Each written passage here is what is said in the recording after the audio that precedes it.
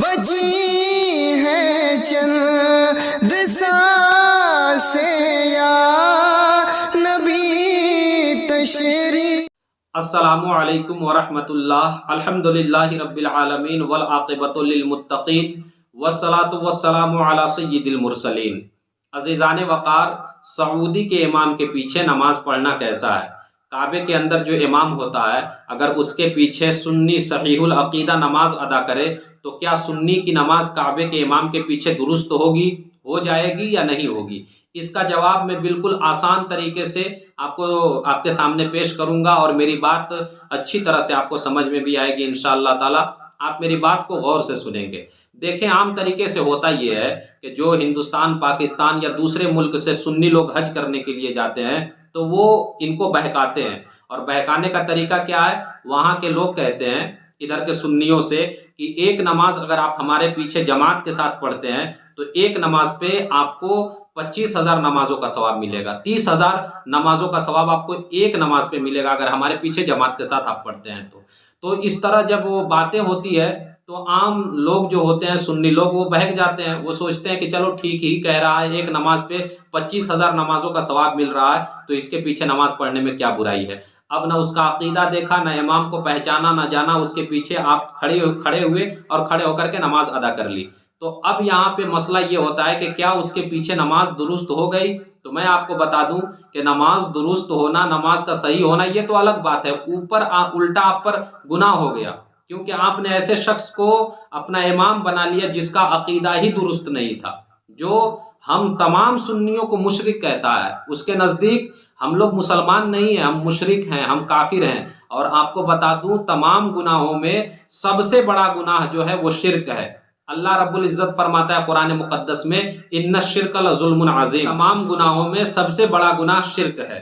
اللہ رب العزت قرآن مقدس میں ارشاد فرماتا ہے کہ قیامت کے دن اللہ تعالیٰ کسی کو بھی بخش سکتا ہے، کسی کو بھی معاف کر سکتا ہے، لیکن جو مشرک ہوگا، جس نے شرک کیا ہوگا، وہ ہرگز نہیں بخشا جائے گا، وہ سیدھا جہنم میں ڈالا جائے گا۔ تو یہ جو کعبے کا امام ہے، گویا اس کے نزدیک ہم جتنے سنی لوگ ہیں یہ سارے مشرک ہیں اور جہنم کے حقدار ہیں۔ اور ہم مشرک کس وجہ سے ہو گئے؟ اس لیے کہ ہم خدا کی بارگاہ میں نبی کو وسیلہ بناتے ہیں، اولیاء کرام کا وسیلہ لے کر ہم خدا کی بارگاہ میں سوال کرتے ہیں، اس لیے ہم مشرک ہو گئے ان کے نزدیک۔ ان لوگوں کا کہنا ہے کہ جو خدا کی بارگاہ میں نبی کو وسیلہ بنائے، اولیاء کرام کو وسیلہ بنائے، وہ مشرک ہے۔ تو اب مجھے آپ ایک بات بتائیے کہ جو انسان تمام مسلمانوں کو مشرک کہے، اس کے پیچھے نماز پڑھنے کا آپ کا دل کرے گا؟ اگر اس کے باوجود آپ کا دل کرے تو وہ آپ کی بات ہے، آپ خود ہی فیصلہ کر لیجئے گا۔ اور میں آپ کو ایک بات بتا دوں، اگر ہماری ماں بہن کو، اگر ہماری ماں کو یا ہمارے والد کو کوئی گالیاں دے، کوئی برا بھلا کہے، تو آپ کو اچھا لگے گا سن کر کے؟ آپ تو بات بھی اس سے بند کر دیں گے، بات کرنا بھی گوارا نہیں کریں گے۔ اور انہی ظالموں نے جو ابھی کعبے کا امام بن کر کے بیٹھے ہوئے ہیں، متولی بن کر کے بیٹھے ہوئے ہیں، ہمارے نبی صلی اللہ علیہ وآلہ وسلم کی ماں کی قبر میں ان لوگوں نے آگ لگوائی، بلڈوزر ان لوگوں نے چلوا دیا، اور کتنے صحابہ کرام کی قبروں کو ان لوگوں نے تباہ و برباد کرنے کی کوشش کی۔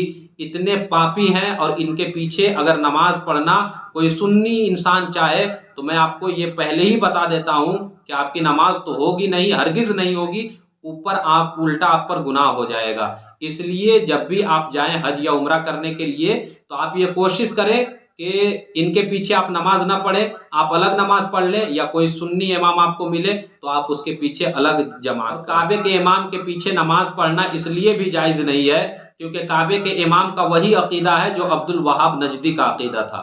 عبد الوہاب نجدی کون تھا؟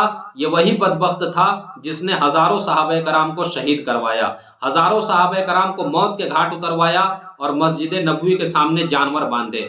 کئی دنوں تک مسجد نبوی کے اندر اذان تک نہیں ہوئی، اور اس نے یہ فتویٰ جاری کر دیا کہ مسلمانوں کے مال کو لوٹنا واجب ہے۔ اور ان تمام باتوں کے علاوہ اس بدبخت نے ایک کتاب لکھی، اور اس کا نام اس نے کتاب التوحید رکھا، اور کتاب التوحید کے اندر اس نے ہمارے نبی صلی اللہ علیہ وآلہ وسلم کی دل کھول کر کے برائی کی۔ ہمارے نبی صلی اللہ علیہ وآلہ وسلم کو اس نے گالیاں بکی، اور ایسے ایسے جملے لکھے ہمارے نبی کے بارے میں کہ ایک مسلمان کبھی بھی اس کو برداشت نہیں کر سکتا۔ تو اب آپ ہی مجھے ایک بات بتائیں کہ اس کا عقیدہ لے کر کے جو کعبے کے اندر امام بن کر کے بیٹھا ہوا ہے، اس کے پیچھے آپ کو نماز پڑھنے کا من کرے گا؟ آپ کا دل اجازت دے گا کہ آپ اس کے پیچھے جا کر کے نماز پڑھیں؟ اتنے بدبخت ہیں یہ لوگ۔ ان باتوں کے علاوہ میں آپ کو یہ بھی بتا دیتا ہوں کہ اگر کوئی مسلمان ہے، عاقل ہے، بالغ ہے اور غیر معذور ہے، یعنی اس کے اندر کوئی عذر نہیں ہے، دیکھ بھی سکتا ہے، بول بھی سکتا ہے، سن بھی سکتا ہے، چل بھی سکتا ہے، پکڑ بھی سکتا ہے، ایسا مسلمان کسی کو امام بنانا چاہتا ہے تو ہماری شریعت یہ کہتی ہے کہ اس امام کے اندر 6 شرطوں کا پایا جانا ضروری ہے۔ پہلے میں وہ 6 شرطیں آپ کو بتا دیتا ہوں، پھر اس کے بعد میں آپ کو سمجھا دوں گا۔ ہماری شریعت نے پہلی شرط یہ رکھی ہے اسلام، مسلمان ہونا چاہیے، اور دوسری شرط ہماری شریعت نے یہ رکھی ہے کہ وہ عاقل ہونا چاہیے، تیسری شرط یہ ہے کہ وہ بالغ ہونا چاہیے، اور چوتھی شرط یہ ہے کہ وہ مرد ہونا چاہیے، اور پانچویں شرط یہ ہے کہ وہ قرت والا، اس کا قرت درست ہونا چاہیے، اور چھٹی شرط یہ رکھی ہے کہ وہ غیر معذور ہونا چاہیے، یعنی اس کے اندر بھی کوئی عذر نہیں ہونا چاہیے۔ جو امام بنے گا وہ اس کے بھی ہاتھ پیر سب کچھ صحیح سلامت ہو۔ اب میں آپ کو بتاتا ہوں، دیکھیں ہماری شریعت نے پہلی شرط کیا بتائی کہ وہ مسلمان ہونا چاہیے، ایمان والا ہونا چاہیے۔ ہماری شریعت نے پہلی شرط ہی یہ لگا دی ہے کہ ایک مسلمان کا امام وہی بنے گا جو مسلمان ہوگا، جو ایمان والا ہوگا۔ اگر ایمان والا نہیں ہے تو وہ ہرگز ایک مسلمان کا امام بن ہی نہیں سکتا۔ اب آپ کعبے کے امام کو دیکھ لیجئے، کعبے کا جو امام بنا ہوا ہے وہ تو عبد الوہاب نجدی کے طریقے پر پہلے سے تھا، وہ تو پہلے سے ہی وہابی تھا، کافر تھا، اور اوپر سے اس نے مسلمانوں کو بھی مشرک بنا دیا۔ اور حدیث پاک میں یہ بیان کیا گیا ہے کہ اگر کوئی کسی مسلمان کو مشرک کہتا ہے اور مسلمان حقیقت میں مشرک نہیں ہے تو کہنے والا مشرک ہو جائے گا۔ تو یہ تو پہلے سے کافر تھا، اوپر سے اور مشرک ہو گیا، تو ایسے شخص کے پیچھے ایک مسلمان کی نماز کیسے ہو سکتی ہے؟ تو یہ تو بالکل سوچنے والی بات ہے اور بالکل آسان سی بات ہے۔ آپ کوشش کریں کہ ایسے انسان کو آپ ہرگز بھی امام نہ بنائیں۔ آپ